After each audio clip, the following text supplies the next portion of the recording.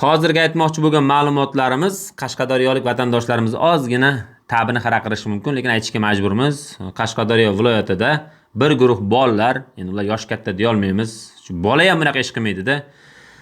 Lola Qizg'aldoq zorda konsert uyushtirishgan. Bilmayman, bu qanaqadir kultga aylanib boryaptimi? Eng qizig'i yana bir holat ro'y bergan, u ham Qashqadaryoda bo'lgan. 70 nomer 600 Kurtoy nomer katta bolalarning mashinasida o'tlarning ichida takoy yurib qo'yishgan. Ko'cha tilida aytadigan bo'lsak.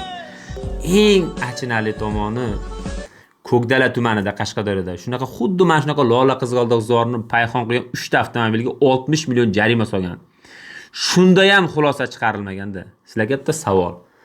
Ular nimaga bunaqa qilishyapti? Fikrlaring kommentariy yozinglar. Nimaga? Maqsad nima? Men tushunmadim. Umuman tushunmadim. Bu nima endi bu? Lola Qizg'aldoqni payxon qilib 20 million jarima bundan maqsad nima edi? Bu PRmidi?